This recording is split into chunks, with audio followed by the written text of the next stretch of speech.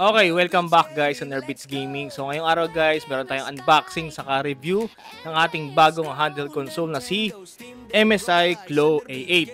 So check natin guys yung anong meron sa handheld console na to. Pero syempre bago ang lahat guys, bago tayo mag-start, kung naghahanap kayo ng mga handheld console na may kasama ng games, available po sa atin yan guys. Meron po tayong Switch OLED, ROG Ally X, Steam Deck. So free games na po sa atin yan guys. Tapos nag-ship po tayo nationwide pati international. So kung meron kayong mga inquiries guys, PM lang po kayo sa ating Facebook page, Nerbeats TV. So tara guys, unbox na natin. Okay guys, ito na yung ating MSI Claw A8. So unbox na natin guys. So yung box, so napaka-simple lang. MSI Grip and Game Claw. So yung logo ng MSI. Okay, so inside the box guys is meron tayong stand. And then ito na guys yung ating MSI Claw A8 na kulay neon green. So pinili ko green para maiba naman kasi dalawang kulay ito guys. Merong yung white, kasi ito yung isa, yung green. So for a change lang. And then bukod dun guys, syempre yung ating charger. And then konting papeles. And then yun na guys, yung ating package. Check muna natin guys yung ating charger. Ito yung ating charger guys, Type-C na 65 watts. At ito na guys yung ating MSI Claw A8.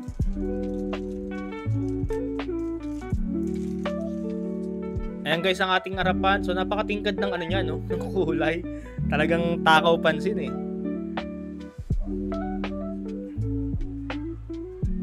Ibabaw guys, ayan, meron tayong power button, dalawang Type-C port, SD card slot, tapos yung ating volume control, and then meron tayong headset port. Sa ilalim guys, ayan kanya itsura. So yung likod niya guys is black, tapos meron lang siyang parang touch ng green. Ayan.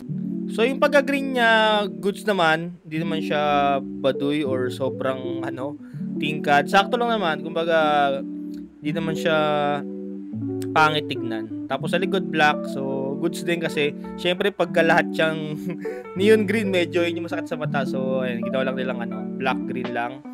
Tapos dito pala guys, may nakalagay na Claw, LT tsaka RT buttons, ayan. Tapos meron tayong front speakers, ating D-pad. Okay, so punta naman tayo guys sa specs ng ating MSI Claw A8. For the CPU guys, is meron po tayong AMD Ryzen Z2 Extreme, and then meron po tayong operating system na Windows 11 Home. For the display guys, is meron po tayong 8 inches Full HD Plus 1920 by 1200, and then meron po tayong 120Hz VRR support. For the graphics guys, is meron po tayong AMD Radeon 890M, and for the RAM is meron po tayong LPDDR5X 24GB na RAM. For the storage guys, is meron po tayong 1TB built-in storage at expandable po siya via SD card slot. At sa control naman guys, is meron po tayong RGB, ABXY buttons, at meron po tayong RGB LNR Hall effect analog sticks. For the audio guys, is meron po tayong 2x2 watt speaker, and for the battery is meron po tayong 4-cell 80 watt hour. For the weight guys, is meron po tayong 765 grams, at for the color guys is available po siya sa Polar Tempest at Neon Green. At matik guys, kapag nag-avail po kayo nito is meron po kayong free na 1 month sa Xbox Game Pass.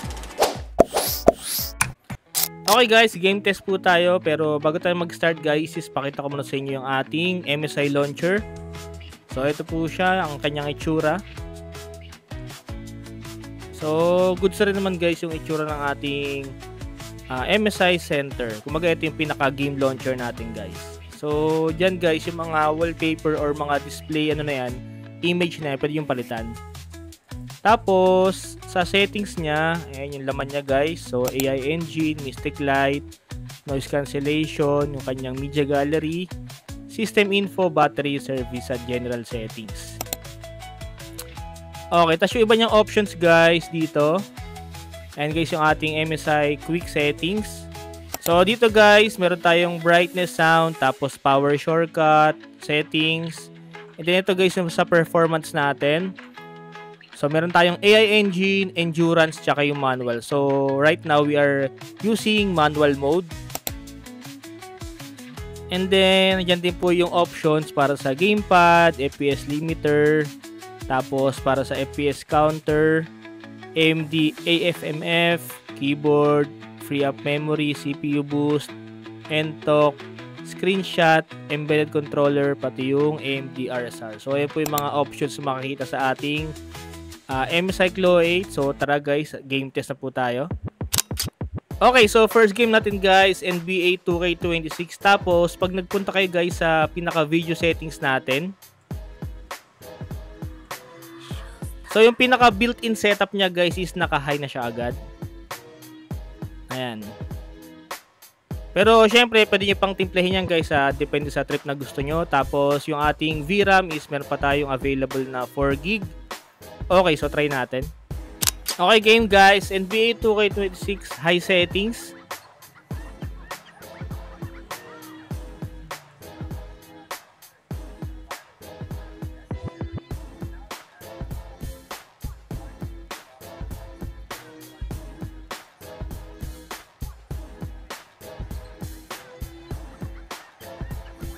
Okay, so meron tayong ano guys, tawag dito, FPS na nasa 60, tapos bumaba siya ng 50, ayan. So this is high settings guys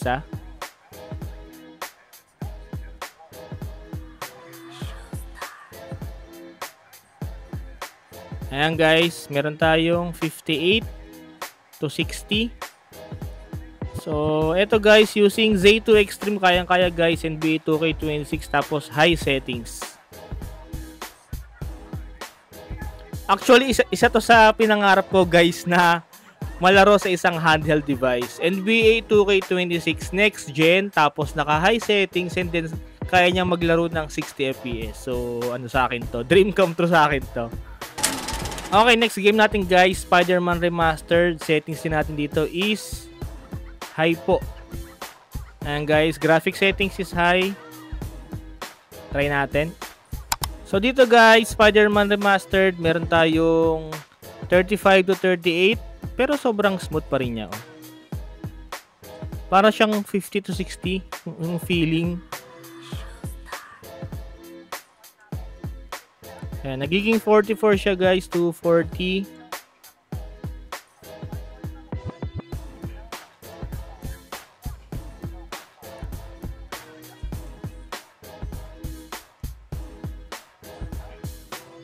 Check natin guys sa sa mga fighting scene. Okay guys, ito fighting scene, meron tayong 30, 38 FPS.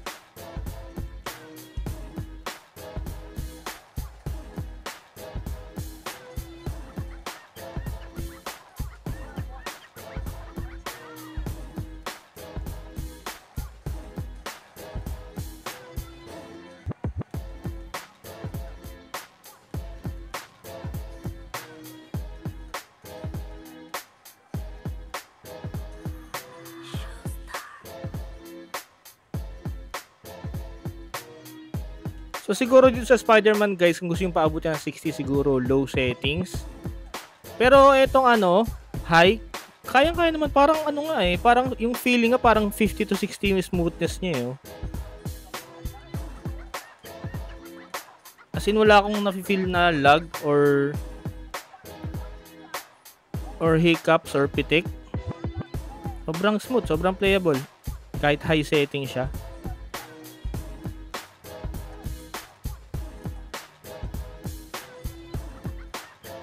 Kasi para sa akin, basta 30 FPS pataas, goods na goods na yun. Siyempre, wag lang bababa ng 30. Pero, ayan high settings, meron tayong, 36 FPS to 40. Ayan.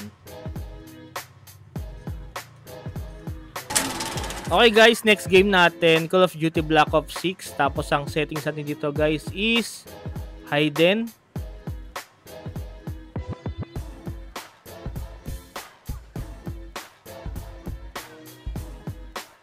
Ayan, meron tayong 59 to 60 FPS guys.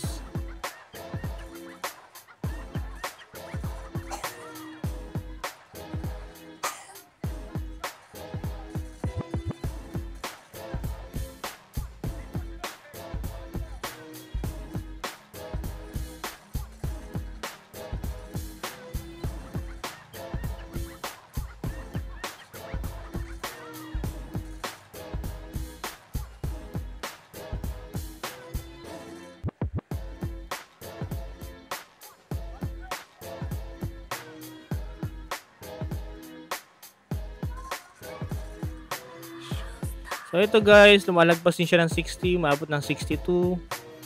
Pero bumabalik na ngayon 56, pero ito sobrang ano talaga to. Sobrang smooth talaga guys. Call of Duty Black Ops 6.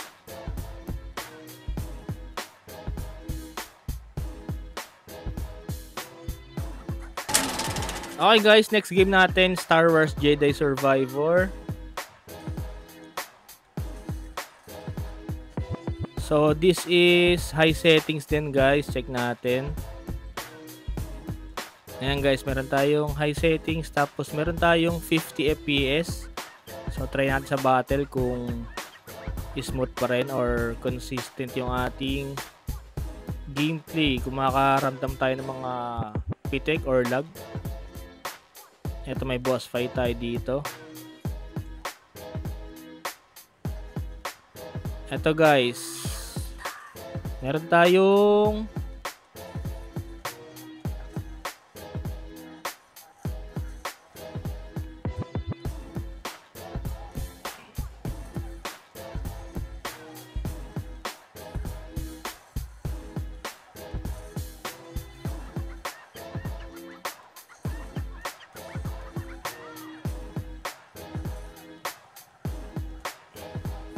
so bumababa siya guys ng 32, pero smooth pa rin naman kahit naka-high.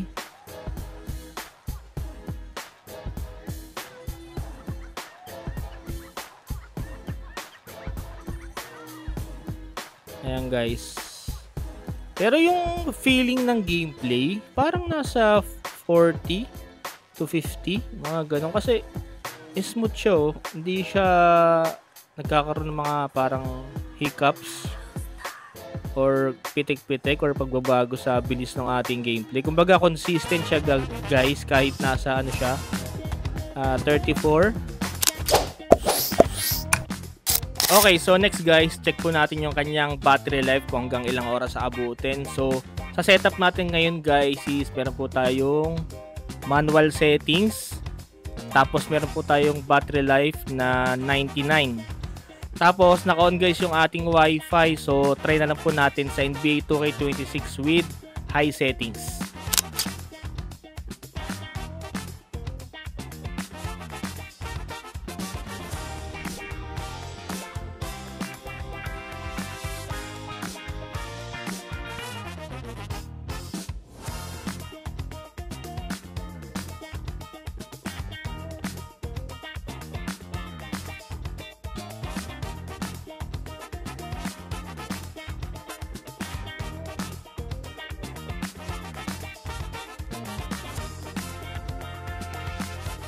Okay, so ito guys, nakatapos tayo ng isang game NBA 2K26 with high settings. So check natin guys yung natirang battery. Ito guys ang ating battery, may natira tayong 37%. So ngayon naman guys, pag-usapan natin yung mga nagustuhan ko dito sa MS Cyclo A8. Una guys, syempre pag-usapan natin yung kanya naging performance using Z2 Extreme. Actually guys, hindi nga ako masyado nag-expect dito sa ating Z2 Extreme, no? Kasi syempre guys, diba, this is handheld gaming PC, so limited lang yung kanyang performance unlike sa mga gaming PC natin. So sa performance ng Z2 Extreme, hindi ako masyado nag-expect, pero nagulat ako sa kinalabasan ng performance nito. Kasi isa talaga guys sa mga madalas kong laruin talaga is NBA 2K26. So pagdating guys sa handheld gaming PCs, isa yun sa inaasahan ko na sana is magkaroon siya ng at least 50 to 60 FPS tapos naka-high settings yung NBA 2K26 natin. Which is naibigay guys ni MSI Klo A8 using Z2 Extreme. So sobrang happy ako using this pagdating sa NBA 2K26. Next, syempre, yung kanyang operating system which is Windows 11. Ako kasi guys, talagang mas prefer ko talaga yung SteamOS. Pero sa performance, hindi naman ganun kalaki yung agwat nila, no, pagdating sa operating system ng SteamOS pati sa Windows 11. Kumbaga talaga kasi sa SteamOS mas siya, mas smooth, mas maganda tignan. Tapos pag nag-post ka, mag-sleep ka ng Steam Deck mo, nandun ka pa rin pag binuksan mo. Unlike sa Windows 11 talaga guys, pag sa gaming, i-post mo siya, i-sleep mo siya after mga 1 hour, pag binuksan mo, naka-shutdown na yon. So yun lang medyo hassle sa Windows 11. Pero ang advantage naman ng Windows kasi guys, mas marami ka talagang pwedeng gawin. Dahil nga as in Windows siya, as in para ka may dalang PC. Unlike sa SteamOS, talagang purong gaming lang talaga siya. And then sa SteamOS kasi guys, medyo limited, kagaya ng hindi mo malalaro yung mga games na mga Windows required, kagaya ng Call of Duty Black Ops 6, Call of Duty Modern Warfare. Yung mga latest na laro sa Call of Duty is hindi siya pwedeng malaro sa SteamOS. Na pwede mong malaro sa Windows, which is yun nga yung pinaka-advantage niya para sa akin. Halos lahat ng game malalaro mo guys using Windows 11. Ang pinaka-downside din talaga guys ng Windows is yung kanyang UI. Talagang siya, pangit siya tignan. Talagang, alam mo yun, ayun, hindi talaga siya mukhang console. And then, marami siyang running apps. Background running apps. Unlike sa SteamOS. Kaya, ayun, yung parang main difference sa akin pagdating sa OS. Pero may kanya-kanya naman siyang advantages at using Windows 11 nakakapaglaro na ako dito ng maayos at smooth. Next na nagustuhan ko rito guys sa ating MSI Klo A8 is yung kanyang screen size, no? Meron tayong 8 inches. Unlike sa mga previous kong gamit na 7 inches, medyo nakakabitin. Kasi